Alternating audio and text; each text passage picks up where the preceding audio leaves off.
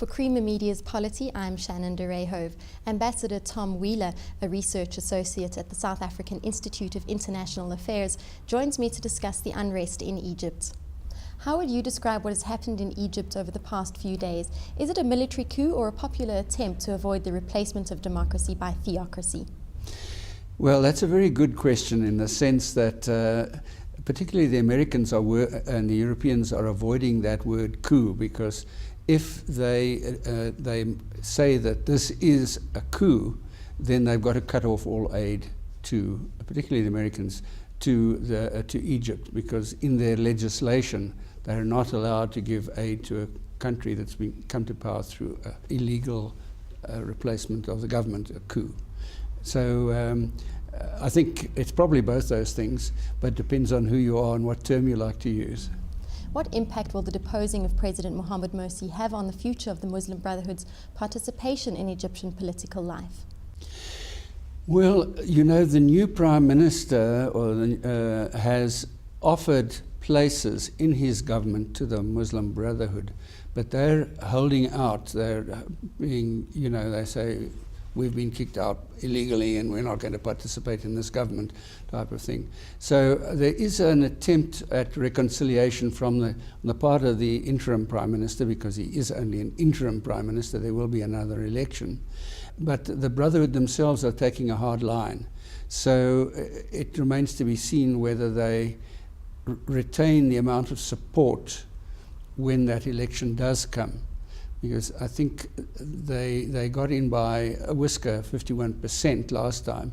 But Morsi was not exactly the most successful president. I think he fulfilled about 4 of his 62 election promises, is the figure I saw, in the time that he was in government. So, you know, he's not somebody that the Egyptians feel has achieved what he set out to do and what he promised them he would do.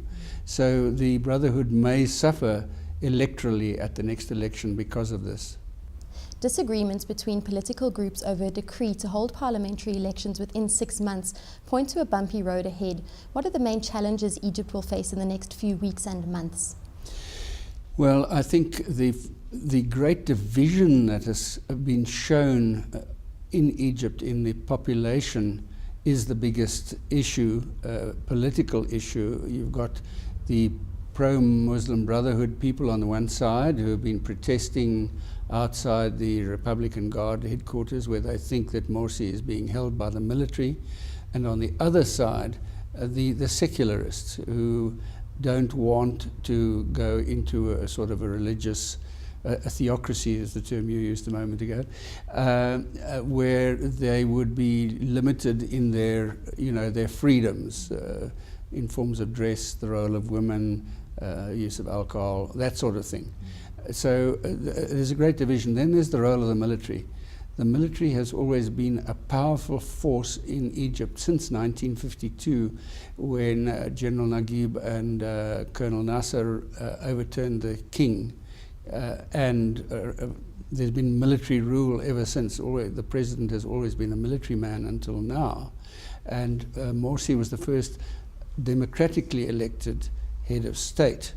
So you've got these 3 factors, and then the military are very, very important in a business sense. They have many business enterprises. They receive a lot of funding from the Americans, for instance, so they're a source of income. And they're not an element that you can simply do away with. Now, other issues, or more general later, are enormous youth unemployment, 30–40%, which is probably as bad or worse, or maybe not as bad as South Africa, depending on whose stats you believe. Then also the available funding in the country, the balance of payments or whatever it is, has just simply plunged in the last few years since the overthrow of Mubarak. And they've been saved in a sense by money that's been given to them by the United Arab Emirates, Kuwait, and Saudi Arabia, who are sort of anti-Muslim Brotherhood. So seeing the the Brotherhood has been pushed out of power, these other three countries have given the money, whereas previously they were getting money from Qatar, which was pro-Muslim. I mean, the politics is so complicated. But nevertheless, they have been saved for the moment by that infusion of funding when the money that might have come from the European Union could be cut off. The bloodshed in Egypt has raised alarm among key donors such as the US and the European Union, as well as in Israel, with which Egypt has had a US-backed peace treaty since 1979. What impact has the presidential overthrow had on foreign relations with Egypt's neighbors and donors? Well, I think I've dealt with the Americans, but the Americans are still giving their money because they're avoiding the use of the word coup. So because they see the military as a stabilizing force and sort of almost an anti-Islamist force. So that money, for the moment, is still coming, but it's something that's on Obama's desk. He's got to make a ruling one way or the other on this one. As far as Israel is concerned, they obviously are very concerned and have been concerned since the beginning of the Arab Spring and the election of Morsi, that he would cancel that treaty, peace treaty, which has existed since 1979. But for the moment it's in place. There's no attempt to do anything about it. What has happened, though, is that there have been some Islamist radicals on the loose in the Sinai Peninsula, and that has made it dangerous for Israel, and they've had to erect a fence all along the border, which wasn't there before. They had the fence at Gaza, which is technically part of Israel, but which the Egyptians have allowed supplies to go through, very often under tunnels into Gaza from Egypt. But now this other unprotected section of the border they've had to close it off because there has been violence there. And in fact, in the last few days, some of these violent elements have attacked the Egyptian military, so they've cracked down in that area. And that, of course, again, is affecting tourism, because there are a lot of tourist resorts along that, on the Sinai Peninsula, on the Aqaba and so on. All these things mount up and all create problems. But Israel just has to watch at the moment from a distance and hope that things don't change. The Gulf Arab states have long been suspicious of the Muslim Brotherhood and swiftly stepped in with financial support after Morsi's overthrow. What impact will this have for the country in the future? That's difficult to say, I suppose, but it's keeping them afloat for the moment. It will indicate who their friends will be in the future, and they'll have to tweak their foreign policy to take account of that it's not Qatar anymore, but it's Saudi Arabia, and there's this rivalry between those Gulf states themselves. The Arab Spring toppled dictatorship and brought with it the promise of democracy.